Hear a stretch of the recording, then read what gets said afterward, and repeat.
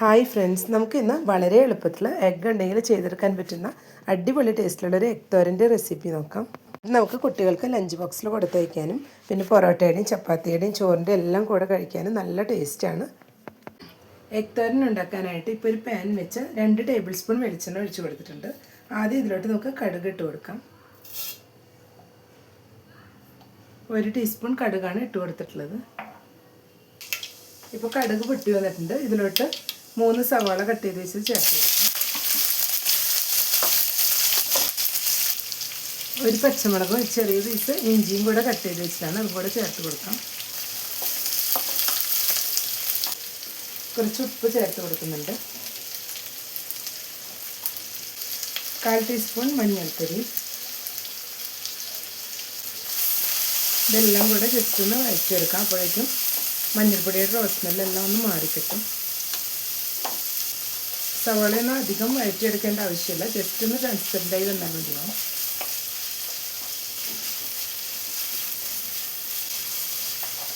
ഇപ്പം എല്ലാം കൂടെ ഒന്ന് വഴറ്റിയെടുത്തിട്ടുണ്ട്.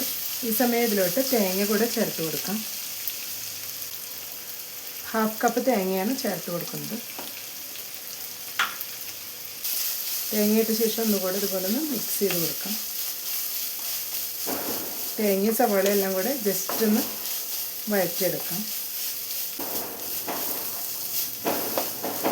ഇപ്പോൾ തേങ്ങയും സവാളയും എല്ലാം കൂടെ ഒന്ന് വഴറ്റിയെടുത്തിട്ടുണ്ട്. ഒരു 2 മിനിറ്റ് ഒന്ന് ഇതുപോലെ വഴറ്റിയെടുത്താൽ മതിയാവും.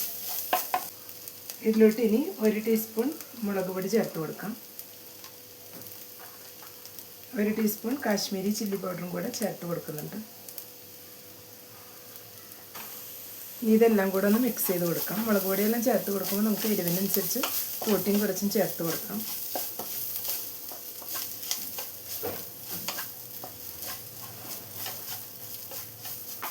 ഇപ്പോൾ ഇതെല്ലാം സൈഡിലേക്ക് മാറ്റി വെച്ചിട്ടുണ്ട്. ഇതിലോട്ടിപ്പോൾ 1 ടേബിൾ സ്പൂൺ വെളിച്ചെണ്ണ കൂടെ ഒഴിച്ച് കൊടുത്തിട്ടുണ്ട്. ഇതിലോട്ടൊരു 4 എഗ്ഗ് പൊട്ടിച്ച് ഒഴിച്ച് കൊടുക്കാം.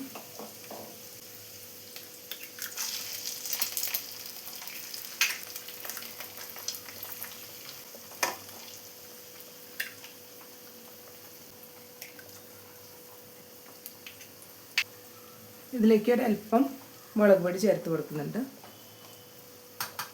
കുറച്ച് പെപ്പർ പൗഡറും കൂടെ ചേർത്ത് കൊടുക്കാം. എഗ്ഗിലേക്ക് ആവശ്യമായിട്ടുള്ള അല്പം ഉപ്പ് കൂടെ ചേർത്ത് കൊടുക്കാം. ഇനി ഇതെല്ലാം മിഡിൽ വെച്ച് തന്നെ ഒന്ന് മിക്സ് ചെയ്തെടുക്കാം. എഗ്ഗെല്ലാം നമുക്ക് ആവശ്യത്തിനനുസരിച്ച് കൂട്ടിയും കുറച്ചെടുക്കാം. ഞാനിപ്പോൾ 4 എഗ്ഗാണ് എടുത്തിട്ടുള്ളത്. നമുക്ക് 2 എഗ്ഗിലും കൂടുതൽ എഗ്ഗിലെല്ലാം ഇതേ രീതിയിൽ ചെയ്തെടുക്കാം.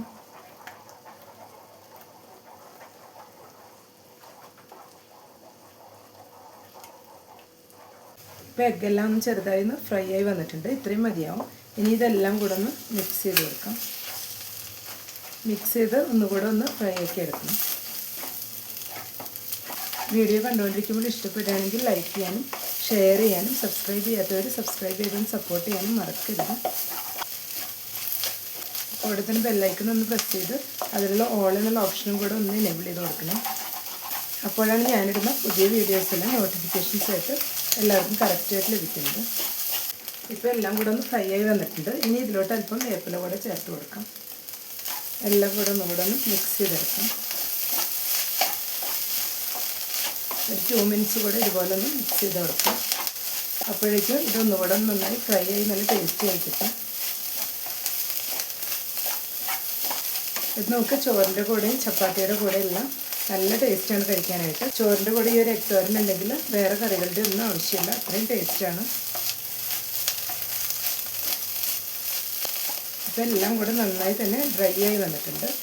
ഇതുപോലെ കുറച്ചൊന്ന് ഡ്രൈ ആക്കി എടുക്കണം. അപ്പോഴാണ് എഗ് തോരന് നല്ലൊരു ടേസ്റ്റ് കിട്ടുന്നത്.